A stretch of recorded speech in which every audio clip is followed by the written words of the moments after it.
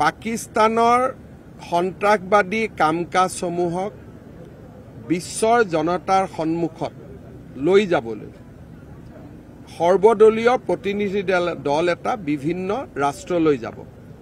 ৰাহুল গান্ধীয়ে যেহেতু কংগ্ৰেছৰ পৰাও 4জন যাব, সেই 4জনৰ ডেলিগেশ্যনত তেওঁ অসমৰ এজন সংসদৰ নামো অন্তৰ্ভুক্ত কৰিছিল।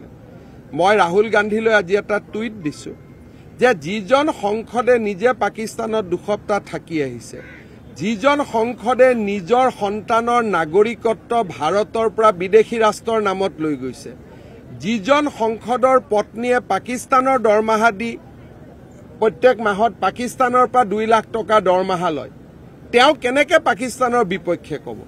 বৰঞ্চ ডেলিগেশ্যনত যিখিনি ঘটনা হ'ব, আলোচনা হ'ব, সেইখিনি খবৰহে তেওঁ আন শত্ৰু ৰাষ্ট্ৰক দি দিব। সেইকাৰণে মই ৰাহুল গান্ধীক অনুৰোধ কৰিছো যে আপুনি এনেকুৱা মানুহৰ নাম অন্তৰ্ভুক্ত নকৰিব যি ৰাষ্ট্ৰৰ নিৰাপত্তাৰ প্ৰতি ভাবুকি হ'ব। আৰু মই ভাবো যে এইটো ডেলিগেশ্যন দিয়াৰ তেওঁৰ দায়িত্ব ৰাহুল গান্ধীয়ে নিশ্চয় দেশৰ নিৰাপত্তাৰ স্বাৰ্থত এনেকুৱা ধৰণৰ নাম ইনক্লুড নকৰিব।